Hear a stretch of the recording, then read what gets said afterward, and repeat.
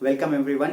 और आज हम लोग जो डिस्कस करने वाले हैं वो है आपका पॉवर्टी एज ए चैलेंज, जो कि इकोनॉमिक्स का चैप्टर 3 है। ठीक है, अगर मैं बोलूँ तो फॉर क्लास 9th। यहाँ ये जो चैप्टर है ये अपने आप में मतलब एक ऐसा चैप्टर है जो कि बहुत कुछ मतलब बहुत कुछ चीजें रिवील करता है, जैसे कि गवर्नमेंट के इशूज, आपकी सोच, प्लस बहुत कुछ आपको मतलब लगेगा कि यहाँ से क्या क्या चीजें कैसी होती हैं, सीखने को बहुत सारी चीजें मिलेंगी। खैर, सबसे फर्स्ट स्टार्ट करते हैं। देखिए, अगर टॉपिक की बात करें अगर होल चैप्टर की, तो मैं अगर सम अप करूं तो सबसे पहले तो ये एक आपका बेसिक है, causes of poverty, anti poverty measures, vulnerable groups and some others definitions and all. ठीक है ना। देखिए, पहले तो बात है यार पॉवर्टी, गरीबी। ठीक है, और गरीबी यार अपने आप में मतलब छोटी चीज नहीं है यार।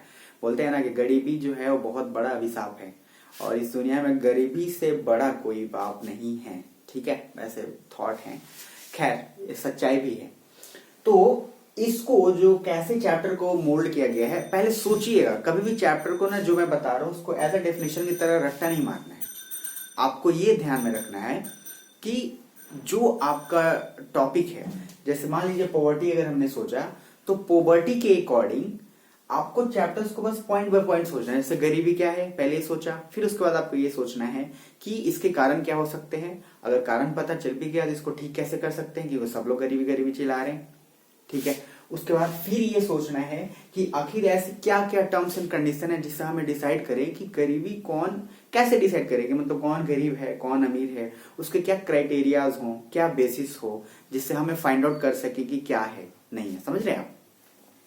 तो ये बहुत सारी चीजें हैं जो प्रैक्टिकली यहाँ पे हमें देखना जरूरी है। ठीक है, अब मान लीजिए फटाफट पहले पॉवर्टी समझते हैं। तो पहले की सिनेरियो के अकॉर्डिंग, जब बहुत पहले, तो गरीबी का सिंपल एक मीनिंग होता था, जो कि क्राइटेरिया डिवाइड होता था इनकम पे और कंजप्शन पे। मतलब किसके कितनी आय है, कितना कमाता है वो पर मंथ अगर अकॉर्डिंग बात करें, और फिर कितना कंज्यूम करता है।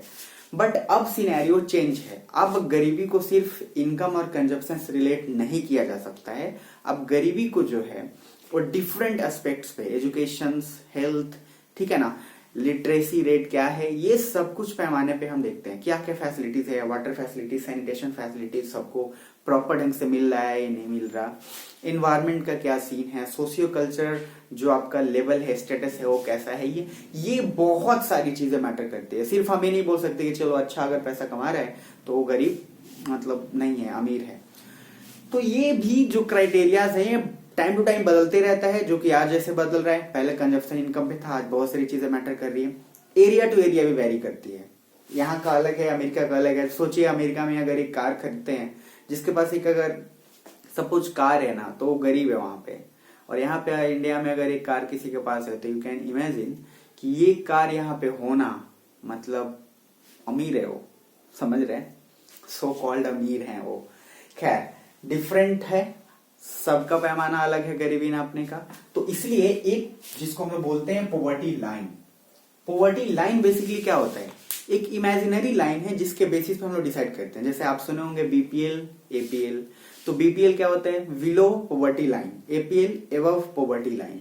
तो बीपीएल और एपीएल उसी क्राइटेरिया से डिसाइड किया गया है, BPL and APL, below poverty line and above poverty line. अब ये पॉवर्टी लाइन इंडिया में क्या है, कैसे है, उसको समझते हैं फटाफट। देखिए, अगर ये जो डेटा मैं यहाँ पे लिखा हूं, ये लगभग बहुत पहले, लगभग आई थिंक 2000 का है ये।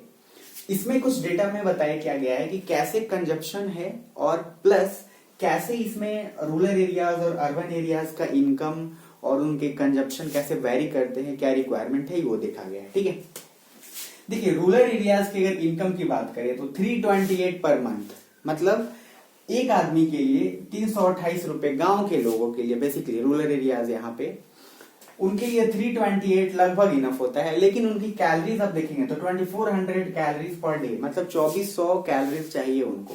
जबकि आप शहर यानी कि अर्बन एरियाज की बात करें तो दैट इज 2100, 2100 कैलोरीज। क्यों, देखिए गांव के लोग जो होते हैं ज्यादातर फिजिकल एक्टिविटी में इन्वॉल्व होते हैं, तो उनको कैलोरी ज्यादा चाहिए। ठीक है ना, बॉडी और फिजिकल एक्टिविटी ज्यादा करते हैं वो। शहर के लोग थोड़ा बैठे बैठे ज्यादा काम करना पसंद करते हैं, जिनको कैलोरीज थोड़ा कम चाहिए। हालांकि देखा जाए तो आजकल कंजप्शन बदलता हुआ है, शहर में ज्यादा कंज्यूम किए जाते हैं, बट फिर भी रिक्वायरमेंट के अकॉर्डिंग उनको ज्यादा चाहिए।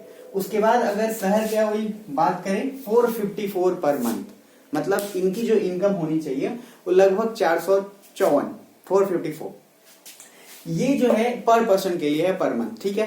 अब आप बोलेंगे कि शहर में इनकम जो है इसके ज्यादा रिक्वायरमेंट क्यों है, क्योंकि शहर के लोगों को फिर खरीद के खाना पड़ेगा बॉस, ठीक है ना। तो अब चावल भी खरीदना है, सब कुछ खरीद के खाना पड़ेगा। वहां गांव में क्या है, एटलीस्ट कहीं ना कहीं से उपज करके या जो भी तरीके से वो कर सकते हैं उनसे कम में, राइट। इसलिए इनका जो है 454 पर मंथ पर पर्सन के लिए किया गया है। क्लियर। अगर एक डेटा स्टैटिस की बात करें, मान लीजिए किसी फैमिली में 5 लोग हैं, तो 5 लोग को लगभग गांव के लोगों को 1500 रुपए चाहिए, वहीं पे अगर शहर के लोगों को बात करें तो उनको लगभग 1700 रुपए चाहिए या 1800 रुपए चाहिए। लगभग एक पैमाना तय किया गया, दैट इज। और देखिए पॉवर्टी लाइन क्या होता है, फिक्स लाइन ही होता है, ये इमेजिनरी लाइन है जो हमने सोचा है और डिसाइड किया इस बेसिस पे कि इस ढंग से हम मेजर कर सकते हैं, जैसे बीपीएल और एपीएल है। क्लियर।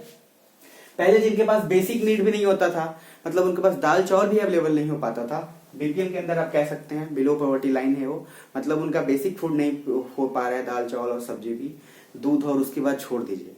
जिसका बेसिक रिक्वायरमेंट पूरा नहीं हो रहा है बीपीएल के अंदर, एपीएल जिसका बेसिक रिक्वायरमेंट पूरा हो चुका है और थोड़ा सा और दूध वगैरह सब कुछ अगर वो अरेंज कर सकता है तो एपीएल के अंदर आएगा, ठीक है। नेक्स्ट की अगर बात करते हैं तो अब आपका है कॉजेज ऑफ पॉवर्टी, या आखिर कारण क्या है। देखो सबसे पहले कारण में जो मैंने लिखा है उसको शॉर्टकट बस उतना दिमाग में रखना है आपको, ज्यादा इसमें फास्ट या ज्यादा डिटेल नहीं जाना है आपको, इसी से आपको पूरा पता चल जाएगा। पहली बात तो यार अंग्रेजों ने इतने सालों तक राज किया तो पूरा निचोड़ के तो यहाँ से लेके चले गए, मतलब पूरी तरीके से यहाँ के किसान को बर्बाद करके गए, प्लस जितने सारे लेबर वर्कर प्लस जितने सारे आर्टिसंस थे जो खुद हैंडमेड क्राफ्ट बनाते थे या जो भी, मतलब एक तरह से क्रिएटिविटी को तो उसने पूरा खत्म ही कर दिया था। तो एक रीजन वो तो है, अब वो रीजन तो मतलब बहुत बड़ा रीजन है जिसको खत्म ही कर दिया गया, उसमें कुछ हुआ नहीं। सेकंड है ह्यूज इनकम इनइक्वालिटी। अब के प्रजमान इसमें तो जो किया सो किया, अभी क्या है, इनकम इनइक्वालिटीज बहुत है। जैसे क्या है कि 10 लोगों के पास करोड़ रुपए हैं और शायद हो सकता है कि 20 लोगों के पास 1 रुपए हो, ठीक है। मतलब हालांकि मैंने बहुत ज्यादा बोल दिया, लेकिन फिर भी 10 लोगों के पास अच्छे खासे इनकम है, जबकि परसेंटेज की बात करो तो 10% लोग ही पूरा रिसोर्सेज को चला रहे हैं, रख रहे हैं, 90% लोग बस उसी रिसोर्सेज में काम चल रहा है पूरा का पूरा शेयरिंग करके। जैसे मान लीजिए अगर एक मार्कर है तो इस मार्कर का 60% हिस्सा शायद कुछ कम लोगों के पास है, 40% हिस्से में ही बाद बाकी पूरा पॉपुलेशन इंटायर करता है। अगर 1 लाख रुपए है तो 1 लाख में से 90,000 किसी के पास है और 10,000 में से बाद बाकी बहुत लोग शेयर कर रहे हैं। ये एक फैक्ट है, बहुत बड़ा फैक्ट है, ठीक है ना, इससे हम डिनाई नहीं कर सकते जनाब। थर्ड है आपका सोशियो कल्चर रीजंस, लाइक यहाँ पे आपका है फ्यूनरल मैरिज। बहुत घटिया कारण है, मैं बता रहा हूँ, बहुत घटिया कारण आप समझ लीजिए, या बहुत बेकार फालतू का। आप देखेंगे गांव में जनरली जब कोई मर जाता है तो जो रिचुअल्स होते हैं, जैसे श्राद्ध होता है, क्रियाक्रम जिसको बोलते हैं, यार ऐसे फंड या ऐसी चीजें होती है कि गरीब लोग भी कर्ज लेकर वो काम करते हैं। अगर आप मतलब उनके पास खाने को नहीं है, लेकिन समाज के उस मतलब रिचुअल्स के चलते क्या बताया जाए कि वो अपने फिर गिरवी रख के कर्ज लेके वो काम करते हैं। मुझे नहीं लगता कि प्रैक्टिकली ये जो श्राद्ध और ये सब, I don't believe in that. अगर आपके पास है तभी आप करिए, नहीं है तो कोई जरूरत नहीं है, बोलने दीजिए समाज को।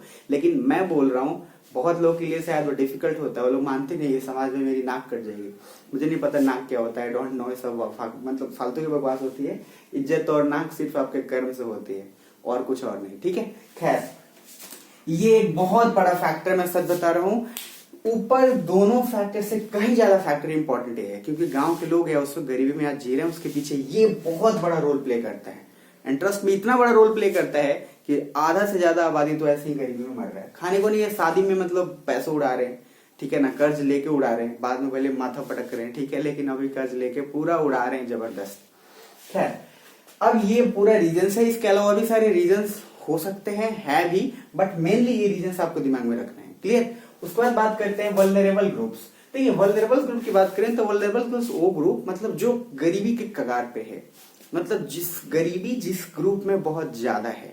अब जैसे बात करें तो पहले तो एग्रीकल्चर सेक्टर, जो गांव में जो छोटे छोटे लेबरर हैं या एग्रीकल्चर जो मेहनत कर रहे हैं, जो लेबर जो एग्रीकल्चर कृषि से आपकी बीज बोना और ये सारी चीज करना, हार्वेस्ट करना, ये सब कुछ, वो लोग तो यार गरीब हैं, सबसे ज्यादा उस पर प्रभावित हैं। SC एंड STs जैसे scheduled caste and scheduled tribes, ये गरीबी रेखा के अंदर हैं, तभी उनको रखा गया है। और पहले भी काफी समाज के ऐसे scheduled caste, scheduled tribes, OBC ऐसे लोग जो समाज के तबके से कहीं कट ऑफ करके रखा गया और उसके ऊपर जमात जनरली बहुत बड़े जो लोग हैं जमींदार और बड़े कास्ट के लोग उन्होंने किया, जो कि अनटचेबिलिटी और एक बहुत बड़ा पार्ट है जिसपे इन्होंने पूरा लड़ाई तो स्ट्रगल इंडिया को उसी पे चला, अनटचेबिलिटी पे और ये सब कास्ट सिस्टम पे। तो ये लोग खैर आप बोलने पर those groups which are very near to the poor, और जिसमें गरीबी सबसे ज्यादा कूट कूट के भरा हुआ है। तो ये आपका कौन कौन से ग्रुप हो सकते हैं? शेड्यूल का शेड्यूल ट्राइब और गांव के जो लेबर या फिर शहर के भी जो कैजुअल लेबर हाउस होल्ड है, जो कमाते हैं लेबर जो कंपनी में या उस सब में, ठीक है ना। तो इनके आसपास गरीबी ज्यादा होती है। बात करते हैं anti poverty measures. Anti poverty measures मतलब जैसे एंटी मतलब क्या, वायरस समझते हैं, एंटी वायरस होता है, तो सेम एंटी पॉवर्टी मतलब गरीबी को खत्म करने के लिए अब जो आप ला रहे हैं। तो गवर्नमेंट ने बहुत सारी स्कीम लाई, इसमें थोड़ा काम आपको करना है। बहुत सारी स्कीम लाई जिससे एटलीस्ट लोगों को बेसिक रिक्वायरमेंट हो, खाना कम से कम मिल सके, एक एम्प्लॉयमेंट मिल सके। तो उसमें बहुत सारे हैं, जैसे एनआरई नरेगा जिसको बोलते हैं, national rural employment guarantee act 2005 में ये एस्टैब्लिश हुआ था। इन जो मैंने नाम यहाँ लिखा है इन सब के बारे में आपको एक एक लाइन बुक में पढ़ना है और लास्ट पेज में आपको मिल जाएगा, सेकंड लास्ट पेज में जो है मिल जाएगा, ठीक है। NFWP है आपका national food for work programme के लिए। अंत्योदय योजना है, प्रधानमंत्री रोजगार योजना है, यहाँ पे स्वर्ण जयंती ग्राम स्वरोजगार योजना है। ये सब के सब जो मैंने बोला, इस सब के सब आपके बुक के जो है इसमें दिया हुआ है, एक एक लाइन सबके बारे में आपको जानना है। और ये जरूर ध्यान रखेंगे, इसमें जैसे national rural employment guarantee act, ये इसमें का स्कीम सबका अलग अलग है। जैसे इसमें आया था कि 100 वर्किंग डे, मतलब हर साल 100 दिन लेबर लोग को काम करने के लिए मिलेगा। पहले कुछ लिमिटेड जगहों पे हुआ था, फिर उसके बाद डिस्ट्रिक्ट बढ़ाया गया, लगभग सारे डिस्ट्रिक्ट में ये पहुंचा। तो इस तरीके से गवर्नमेंट ने कोशिश करी कि किसी तरीके से गरीबी को खत्म किया जाए। लेकिन देखिए बात यह है कि गरीबी इतना आसानी से खत्म हुआ नहीं, बट पहले से बेटर कंडीशन जरूर है और एक सेकंड में खत्म तो होगा नहीं। अब बात आते हैं पूरा अगर कंक्लूड करें तो पहले तो एक पॉवर्टी आपका हो गया, सिंपल सा बात। उसके बाद अगर बात करते हैं उसके पॉवर्टी क्या है, तो poverty is based on the basis of income and consumption. Poverty को अगर हम बोले तो इनकम और कंजप्शन तो उसमें है इंक्लूड, पहले होता भी था। साथ साथ उनके पास कैसा फैसिलिटीज है, एजुकेशन, हेल्थ फैसिलिटीज, ठीक है, आसपास का इन्वायरमेंट कैसा है, ये सारी चीजें भी पॉवर्टी के अंदर मैनेज करता है। अगर ये सब नहीं है तो पॉवर्टी के अंदर बिल्कुल आएगा। Then poverty line imaginary line होता है जिसके कारण हम लोग वेरी करते हैं कौन सा क्या है। कॉजेज ऑफ पॉवर्टी आपको ऑलरेडी पता है। वल्नरेबल ग्रुप्स कौन कौन से हैं पता है, SC STS and then labour agriculture labour household. फिर आपको BPL APL वो below poverty line, above poverty line. Anti poverty measures आपको पता है, इसका काम आपको एक लाइन करना है, बस एक एक लाइन, उससे ज्यादा कुछ नहीं, उससे ज्यादा आपको डीप नहीं जाना। बस क्या करना है कि नरेगा है, मैंने बोला कि नरेगा का क्या स्कीम था, तो 100 वर्किंग डेज मिलता था हर साल में। तो उसी तरीके से आपको अंत्योदय योजना का क्या एक स्कीम, उसको एक लाइन। प्रधानमंत्री रोजगार योजना का क्या एक स्कीम था, उस पर एक लाइन, दैट्स इट। ये एंटी पॉवर्टी मेजर्स है। कंक्लूड करूं तो गरीबी खत्म हुआ नहीं है और आगे भी बहुत सारे चैलेंजेस है, बहुत ज्यादा चैलेंजेस है। पहले से बेहतर जरूर हुआ है, पर अगर उसको ठीक करना है तो सबसे पहले 2-3 चीज सुधारनी होगी। जो कॉजेज है उस पर ध्यान दीजिए। सुधारने के लिए क्या होता है, मान लीजिए आप गलती सुधारना चाहते हो तो पहले फाइंड आउट तो करो कि गलती क्या है। अब सुधारने के लिए आपको पता चलेगा कि गलती ये है। इनइक्वालिटीज, इंडिया में लोग रिसोर्सेज को बहुत ज्यादा कंज्यूम करते हैं, बहुत ज्यादा, मतलब जितना जरूरत नहीं है उससे ज्यादा करते हैं। याद रखिए, अगर जिसके पास ऑलरेडी फुलफिल है, मान लीजिए मेरे पास अगर 10 लाख है, मेरा 5 लाख में काम चल जा रहा है, 5 लाख में सब कुछ मैं सेटिस्फाइड हो जा रहा हूँ, तो और जो 5 लाख मेरे पास बचे उस 5 लाख को मैं उनको दे सकता हूँ जिनको कमी है। बट यहाँ पे बहुत कम लोग हैं, समझ रहे हैं। आप दे सकते हैं, एटलीस्ट उससे भला होगा डेफिनेटली, लेकिन यहाँ पे नहीं देना चाहे तो अलग बात है। बट आप एक ट्राई करें, मैं अगर कोशिश कर रहा हूँ, आप कोशिश करें, उससे बिल्कुल खत्म होगा। देन उसके बाद कल्चरल रीजन्स जो है इसको बिल्कुल अवॉइड करिए, अगर आप कर सकते हैं तभी। समाज के तबके के अंदर नहीं करिए, क्योंकि जितने भी सारे स्टोरीज, नॉवेल्स, अगर आप इंडिया की बात करें जो लिखी गई है प्रेमचंद के द्वारा या बहुत जितने भी बड़े बड़े राइटर्स हैं, उसमें यही है कि हमेशा गरीबी के चलते लोगों ने मतलब कमाल का काम किया हुआ है। अपने को खाने को नहीं है, लेकिन समाज के इज्जत के चक्कर में पूरी फैमिली को दांव पे लगा दिया गया है। तो ये आपको, आई होप, मैं कभी भी हमेशा एक ही चीज कहूंगा कि रिचुअल्स और तभी करिए जब आप अंदर से सेटिस्फाइड हो, कर सकते हैं तभी। ऐसा मत करिए जिससे कि आपको परेशानी में हो, ठीक है ना। वो कोई ऐसा टर्म्स एंड कंडीशन किसी ने बनाया नहीं है, आपकी मर्जी के ऊपर है। खैर, अब ये आई होप कि इसमें कुछ प्रॉब्लम हुआ तो आप मेरे से पूछ लीजिएगा। बाद बाकी आपके लिए होमवर्क, ये वाला काम आपको फटाफट कर लेना है। अगर आपको एंटीबॉडी मेजर्स के पार्ट भी याद है तो इसके बारे में एक एक लाइन बस करके मुझे भेज देना है। फिर मिलते हैं नेक्स्ट वीडियो में। अगर कोई प्रॉब्लम है तो आप मेरे से पूछ सकते हैं, बिल्कुल मैं अवेलेबल हूँ 24 घंटे, कहीं नहीं जा रहा मैं। ठीक है, जब तक जिंदा हूं सॉल्व करते रहूंगा प्रॉब्लम। ओके।